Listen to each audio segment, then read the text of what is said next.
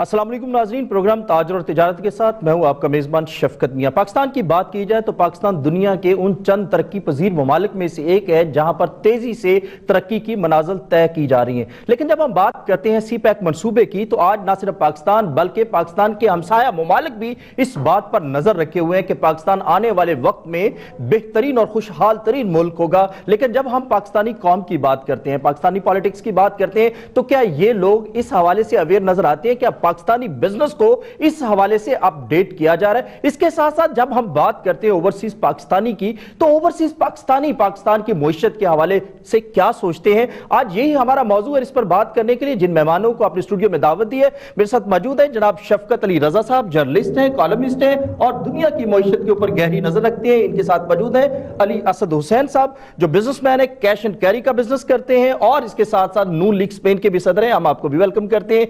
इनके साथ तशरीफ फरमाए अलेक्जेंडर राजू साहब, जो कि रेस्टोरेंट का बिजनेस करते हैं और इसके साथ साथ चेयरमैन भी है। हम आपको भी वेलकम करते हैं। सबसे पहले शफकत रजा साहब, आपसे पूछना चाहूंगा, जब हम पाकिस्तान की बात करते हैं, CPEC की बात करते हैं, तो आप क्योंकि स्पेन के अंदर होते हैं और वहां की बिजनेस कम्युनिटी को भी आप देख रहे होते हैं, आप क्या समझते हैं कि बाहर बैठा हुआ ओवरसीज पाकिस्तानी इस हवाले से क्या सोचता है? बहुत शुक्रिया शफकत साहब। असल मसला ये है कि हम तो काफ़ी सालों से दूसरे ममालिक में मुकीम हैं और लेकिन हमारी नज़र, हमारा दिल, हमारे जो जज्बात हैं, जो महसूसात हैं, वो पाकिस्तान के साथ बिल्कुल इसी तरह जुड़े हुए हैं जिस तरह कोई बाप अपने बेटे के साथ उसके एहसासात या रिश्ते जुड़े होते हैं। जब से ये CPEC मंसूबा अपनी मनाजिल तय करता जा रहा है, दुनिया की तो नज़रें हैं इस पे, और जो हमारे हमसाया ममालिक हैं जो इसको कल तक गलत कह रहे थे, आपने खुद ही फरमा दिया कि वो आज चाहते हैं कि CPEC मंसूबे में हमें भी शामिल किया जाए। इसका सबसे बड़ा ये फ़ायदा हुआ है कि जो पाकिस्तान में एक दहशतगर्दी और टेररिज्म के हवाले से जो एक फ़िज़ा कायम थी यूरोपीय ममालिक में कि वहाँ जाएंगे तो ना हमारे माल का तहफ़्फ़ुज़ होगा, ना हमारी जान की हिफाजत होगी, तो अब लोगों का रुझान जो वहाँ पे गैर मुल्की सरमायाकार हैं वो इस हवाले से भी पाकिस्तान में। आप समझते हैं कि दुनिया अब इस चीज की मोतरफ हो चुकी है कि हमने, जब हम दहशतगर्दी की बात करते हैं तो सबसे ज्यादा कुर्बानियां पाकिस्तान ने दी? बेशक पाकिस्तान आर्मी ने और पाकिस्तानी अवाम ने, पाकिस्तान के जो सिक्योरिटी इदारे हैं, उन्होंने जो कुर्बानियां दी हैं, मैं ये समझता हूं कि वो पाकिस्तान को बचाने के लिए नहीं दी गई, बल्कि वो दुनिया भर से जो दहशतगर्दी का जो एक नसूर था उसको जड़ से उखाड़ने के लिए दी गई हैं।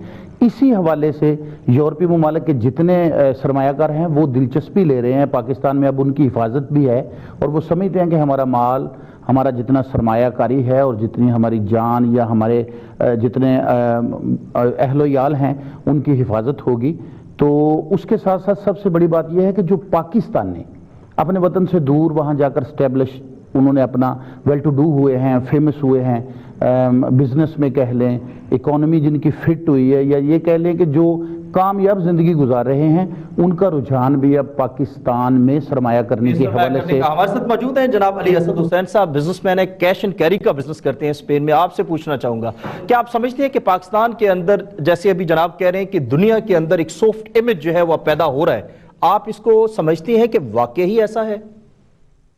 सर, ये ऐसी बिल्कुल ऐसी बात है। अभी 2-3 साल से पूरी दुनिया में पाकिस्तान का इमेज बुलंद हुआ है और हर आदमी यही सोच रहा है कि पाकिस्तान आने वाले दिनों में एक एशिया का टाइगर बनेगा और यहाँ पर मशश जो है वो तरक्की करेगी और इंशाअल्लाह ये जो CPEC मंसूबा चाइना की वजह से यहाँ शुरू हुआ है, इंशाअल्लाह ये तरक्की की राह पर पाकिस्तान को गामज़ान करेगा। अच्छा, आपका ताल्लुक क्योंकि नून लीग से भी है, आप वहां के सदर भी हैं, आप क्या समझते हैं कि नून लीग की पॉलिसीज जो है वो ताजर दोस्त पॉलिसीज हैं, मईशत दोस्त पॉलिसीज हैं? शायद यही वजह है कि आज दुनिया जो है वो पाकिस्तान की तरफ देख रही है, एक खुशहाल पाकिस्तान की तरफ देख रही है।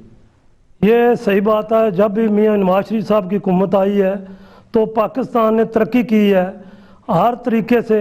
मियां साहब ने, जो वो भी खुद भी बिजनेसमैन भी हैं, तो वो इस बात को बेहतर तरीके से समझते हैं। तो अब दुनिया ये देख रही है कि जो पाकिस्तान है वो मुल्क वो तरक्की की राह पर गमज़ान है। लेकिन जब यहाँ के लोकल बिजनेसमैन की बात करते हैं तो वो कहते हैं कि जनाब बेशुमार ऐसे कॉम्प्लिकेटेड टैक्सेस जो है वो हमारे ऊपर नाफिज कर दिए जाते हैं। आप क्योंकि पाकिस्तान में बिजनेस नहीं कर रहे, तो यहाँ के लोग जो है वो नहीं समझते कि ये हुकूमत जो है वो ताजर दोस्त पॉलिसीज बना रही है। नहीं, देखें, ये यूरोप में भी टैक्स सिस्टम है। اگر ٹیکس سسٹم نہیں ہوگا تو ملک کیسے ترقی کرے گا؟ ٹیکس سے ہی ملک بنتے ہیں. ہم یہاں پر جو رہ رہے ہیں ہم 21% جو ٹیکس دے رہے ہیں یورپ میں. لیکن جب ہم ٹیکس کی بات کرتے ہیں تو آپ کے قائدین جب یورپ میں جاتے ہیں تو وہاں ٹیکس کو چوری کرنے کے مختلف طریقے ڈھونڈتے ہیں. پاناما لیکس کا ذکر کرتا ہوں, اس پر آپ کیا کہتے ہیں؟ یہ دیکھو, یہ ایک ایسا ایشو ہے کہ یہ میں اسپین میں رہتا ہوں, ہماری بھی ایک کمپنی ہے, تو یہ اصل جو سیاسی سٹنٹ ہے میاں صاحب کا پاناما لیک سے کوئی تعلق نہیں ہے. دیکھیں میری بھی وہاں پر مکان ہے, بزنس ہے, کیونکہ یہ بینک سے پراپرٹی لی جاتی ہے, اس کا بہت تھوڑا سا جو رقم دی جاتی ہے, باقی جو بینک ہمیں لون دیتے ہیں تو لون میں تو ہر آدمی لے سکتا ہے. یہ صرف سیاسی ایک الزامات ہیں, انشاءاللہ آنے والے دنوں میں یہ ختم ہو جائے. اگر یہ الزامات ہیں تو اس کا اظہار کیوں نہیں کرتے؟ پارلیمنٹ میں جائیں, کورٹ کے سامنے جو ہے وہ ساری چیزیں پیش کر دیں, اس کو پرولونگ کیوں کر رہے ہیں؟ دیکھو کورٹ میں تو انہوں نے جو میاں صاحب جو ہیں وہ فیس کر رہے ہیں.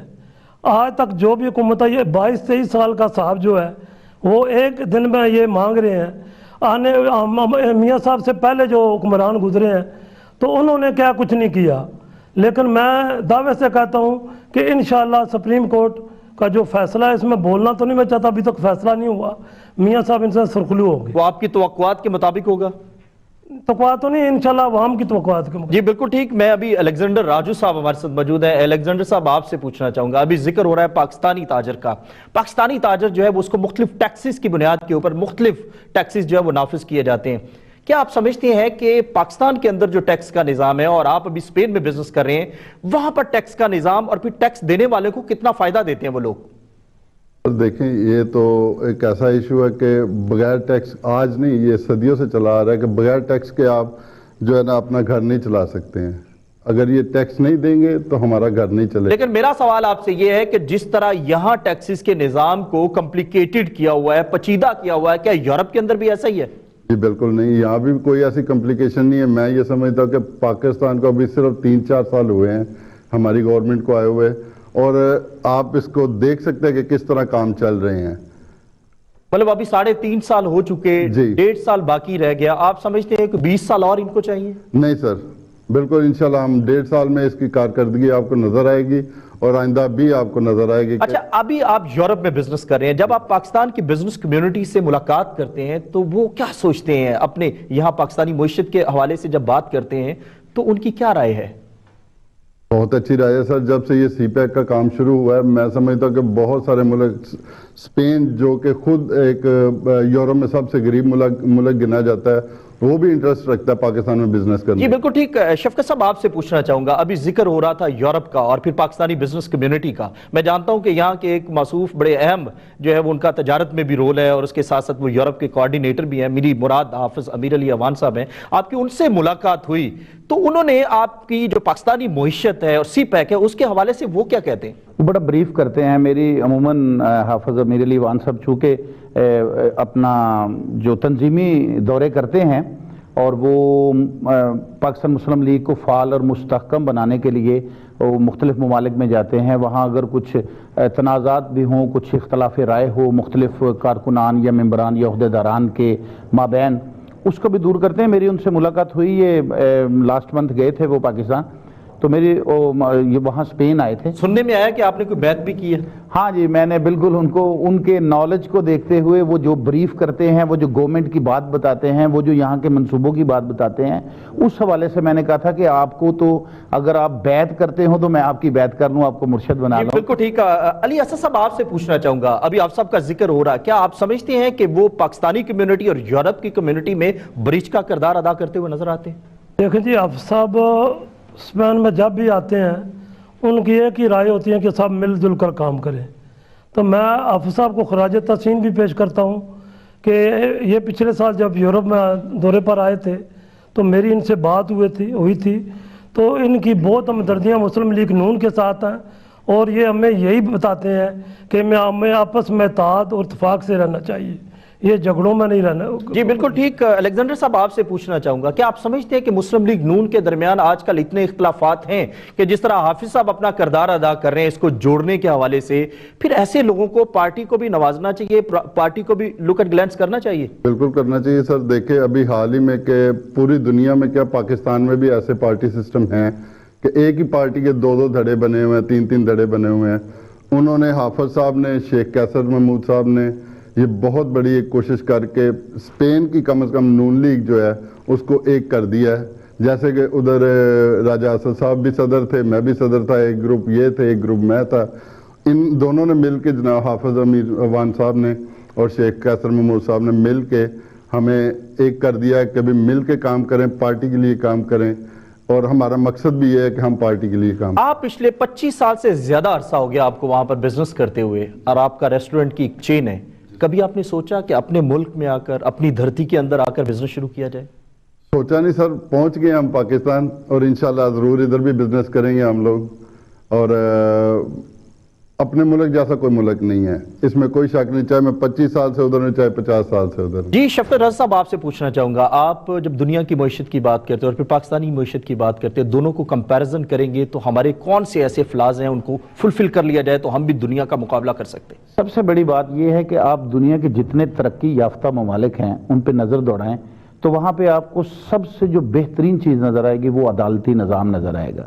اگر پاکستان میں بھی انصاف کا بول بالا ہو جائے، چوکی، تھانہ اور جسٹس، یہ جو ہماری عدالتیں ہیں، یہاں پر فیصلے ٹو بی رائٹ، صحیح اور بر وقت ہونے شروع ہو جائیں تو میں سمجھتا ہوں کہ پاکستان کی ترقی کو، جو گامزن ہے پاکستان ترقی کی طرف، اس کو روکا نہیں جا سکتا. اور یہ وہ دن دور بھی نہیں ہے کہ جب پاکستان بالکل ترقی یافتہ ممالک کی صف میں کھڑا ہوگا. تو میں یہ سمجھتا ہوں کہ ویسے تو کافی اس میں فل ان دی بلینکس ہیں، لیکن سب سے بڑا جو ہے وہ عدالتی نظام کی سست روی، عدالتی نظام کے فیصلوں میں تاخیر، اور جو متوسط طبقہ ہے اس کا عدالتی نظام تک پہنچنا اور پھر اس کا انتظار کرنا. اگر یہ معاملے گھر بیٹھے پورے ہونے شروع ہو جائیں، بر وقت فیصلے ہونے شروع ہو جائیں، ڈیسیجن پاور آ جائے، اگر کہا جائے کہ پاکستان کے اندر غیر منصفانہ جو دولت کی تقسیم ہے وہ بھی وجہ ہے؟ بالکل، کیوں نہیں. یہ جو ہمارے 2 سٹیٹس چل رہے ہیں یہاں پہ، متوسط طبقہ جب دیکھتا ہے اپنے ارد گرد کے میرے پاس سے ایک پجارو لے کر گزرا ہے یا کسی کے پاس بڑا گھر ہے تو وہ پھر شارٹ کٹ کی کوشش کرتا ہے. تو اگر وہ تقسیم صحیح ہو، مساوی ہو، یا کچھ حقوق جو ہیں وہ جن سے جو سلب ہوئے ہیں لوگوں کے، وہ ان کو بر وقت مل جائیں تو میرا خیال ہے کہ یہ سوچ بھی بدلی جا سکتی ہے. علی اسد صاحب آپ سے پوچھنا چاہوں گا، ابھی ذکر ہو رہا ہے کہ اگر پاکستان کے اندر سسٹم بہترین ہو جائے، سسٹم کی کلیئرٹی ہو جائے، وہ عدالتی نظام ہو، وہ اس کے علاوہ ٹیکسیشن کا نظام ہو یا کوئی بھی نظام ہو، اگر نظام بہتر ہو جائے تو چیزیں ٹھیک ہو سکتی ہے. نظام بنانا ہے حکمرانوں نے، پارلیمنٹ میں بیٹھے ہوئے ان لوگوں نے. تو کیا آپ سمجھتے ہیں کہ وہ لوگ اس قوم کے ساتھ، اس ملک کے ساتھ سنسیئر ہیں؟ اگر وہ سنسیئر ہو جائیں تو یہ نظام کم از کم بن سکتا ہے. میری تو یہی رائے ہے، اگر حکمران اور جتنے حزب الاختلاف کی جماعتیں ہیں اگر وہ مل کر عوام کے بارے میں سوچیں نا، جتنا انہوں نے پاناما لیک اور ایسے شور مچایا ہوا ہے، اب کتنا عرصہ ہوا ہے اس میں نکل نہیں رہے، تو میری تو یہی رائے ہے کہ اچھا ویسے نظام تو بنانا ہوتا حکمران جماعت نے، آپ کہہ رہے ہیں کہ وہ جماعتیں جو اپوزیشن کی انہوں نے نظام بنانا ہے. نہیں، لیکن مل کر کوئی بھی نظام ہے، مل کر اگر اتفاق رائے سے بنے گا نا تو اس کی ویلیو کچھ اور ہوگی. تو میری تو یہی رائے ہے کہ ہمیں سب کو مل کر ایک ایسا نظام واضح کرنا چاہیے جس میں ہر آدمی کو اس کی دلیل پر انصاف ملے. اور وہ کب ملے گا؟ وہ انشاءاللہ میں دعوے سے کہتا ہوں کہ یہ میاں نواز شریف کی حکومت صاحب کے دور میں ہی یہ مسئلہ حل. اور 1.5 سال کے اندر یہ ہو جائے گا، 3.5 سالوں میں نہیں ہوا؟ سر دیکھیں جو اوورسیز کے بارے میں یہاں پر کتنے کمیشن بنے ہوئے ہیں، تو اوورسیز کے حوالے میں جو پنجاب حکومت نے جو کام کیے ہیں یہ ساری دنیا دیکھ رہی ہے کہ اوورسیز کے بارے میں عدالتی جو مشکلیں تھی، جو ہماری پرابلمیں تھی، وہ میاں شہباز شریف صاحب نے پنجاب جو حکومت نون لیگ کی علی ہے. اسد صاحب یہاں سننے میں یہ بھی آیا ہے کہ وہ جو اوورسیز کمیشن بنا ہے وہ یہاں پر بیٹھ کے لوگوں کی زمینوں کے اوپر قبضے کر رہا ہے، اور ایسے کچھ کیسز فرنٹ جو ہے وہ پوائنٹڈ آؤٹ بھی ہوئے ہیں. اس پر آپ کیا کہتے ہیں؟ نہیں، یہ تو دیکھیں جو کوئی بھی حکومت کے خلاف جماعتیں ہیں وہ تو شور کرتی ہیں، لیکن میں خود بھی اوورسیز کو کوارڈینیٹر رہا ہوں میاں شہباز شریف صاحب کا، تو میں نے کافی کیس بھیجے ہیں देखो कोई 2-4 केस रह गए होंगे, लेकिन जो भी मैंने केस भेजे थे वो हल हुए हैं। जी बिल्कुल ठीक। अलेक्जेंडर राज साहब, आपसे पूछना चाहूंगा, क्या आप समझते हैं कि जो जनाब कह रहे हैं कि इनकी पार्टी अगर इक्तदार में रहती है तो ये छोटे छोटे मसाइल हैं, इन पर काबू पाया जा सकता है, जबकि उनके अपने बेशुमार मसाइल हैं, जैसे अभी पनामा लीक का जिक्र हुआ, तो क्या आप समझते हैं कि ऐसे मामलात जो हैं वो उन मसाइल से निकलेंगे तो फिर ये आवाम के और इसके साथ साथ ताजरों के मसाइल को हल कर पाएंगे?